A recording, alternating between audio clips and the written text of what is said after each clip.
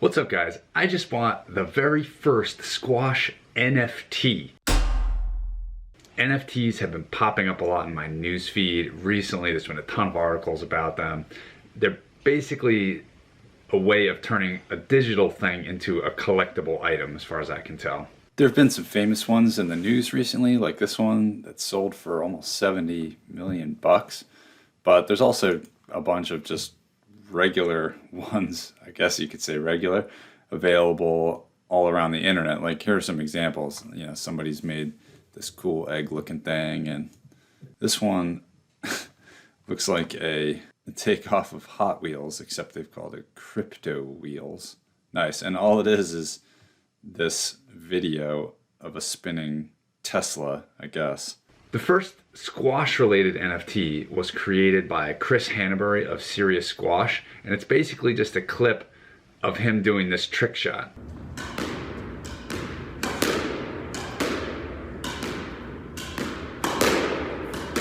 Chris has tons of videos like this on his Instagram, and actually anyone can just go watch this clip online if they want to. I sort of look at it as like a digital piece of art where Chris is the artist and I'm the collector. Actually, he's made 10 copies of this thing available for sale, and I own one of them, but other people can buy it as well. If you want to know what the process was like, I'm going to go through it step by step in this video. But first, a quick word of caution from the Squash Source legal department. A lot of the stuff I've been reading about NFTs has this vibe of like speculation, like you're gonna buy something and try to make money. I do not recommend thinking of it that way. I did this for fun and to support Chris. I am gonna show you in this video the steps that I took, but it's just for information. There could be risks involved, and I don't even probably know what they all are. I'm just showing you what I did. So with that in mind, here we go. All right, here's the step-by-step as best I can remember it. So the first stop is to go to Rarible.com, Serious Squash, and this is where you're going to see all of Chris's NFTs. At the moment, he's just got the first Serious Squash NFT. You click on that. You can watch the video here if you want to see the clip. You can see up here that Chris has set the price for this as 0.01 ETH, which is, I think, the cryptocurrency that's based on Ethereum, which is a blockchain type of thing. I guess it's a cousin of Bitcoin. So the US dollar equivalent as of right now is $17.74, but that fluctuates. Now when I bought this NFT, I think that went to Chris, that money. That 0.01 ETH actually is what he got, and that's the current dollar value of it at the moment. Rarible charges a service fee of 2.5%, so you can see the updated total cost down here with the fee. Now that's only one of many fees that are involved in this, which you'll see in a second. If you click Buy Now, you're prompted to connect your wallet. So this is a cryptocurrency wallet. I didn't have one of those. I signed up for one called MetaMask. MetaMask is a Chrome browser extension. I don't really remember why I picked this one. I think I had heard of it previously, maybe. So once I signed up for MetaMask, I could come back and connect my wallet, and all of a sudden I saw MetaMask as an option. These other ones were already listed as options, but once I signed up for MetaMask, it recognized that I had done that, and it lists it here. Now I've got my MetaMask wallet logged in and ready to go. So the checkout page, when I hit Buy Now, it knows that I want to buy one of Chris's NFTs. So it says, this gives you this big warning: the creator is not verified. I didn't even have that warning when I did my purchase a week ago. I understand. So now it sends the transaction to your wallet, and I'm going to enter my password. All right, within the MetaMask extension, you can see that it's got the price of 0.01 ETH plus the Rarible service charge of 2.5%. That's the total amount of Ethereum that is going to be needed to make this purchase, plus something called the gas fee, which I had never heard of, and I still don't really understand what that is. I think it's the cost of making your purchase official, which involves writing it into the Ethereum blockchain somewhere. Like that's how they verify that you own it. But look at this. Right now, the gas fee is $74, making the total purchase price almost $100, out of which Chris got what, $17, $18. So that's so annoying. And it was less when I purchased it. When I did my purchase, the total showing here was about $50. So it's gone up even in the few days since I've done this.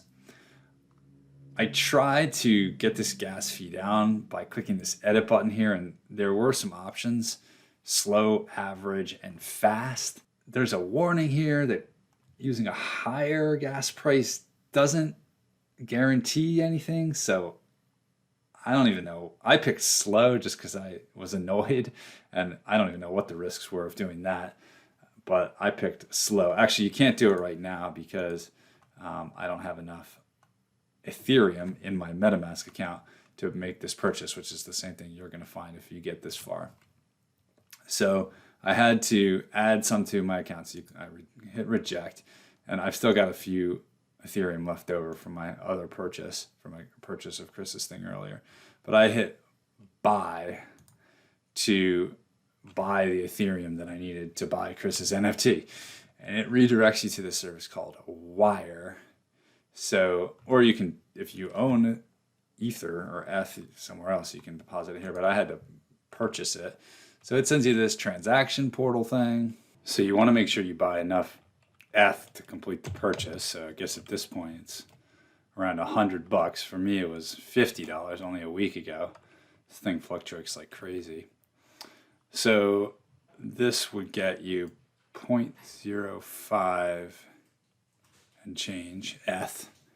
And there's a transaction fee of $5. That's how Wire makes its money.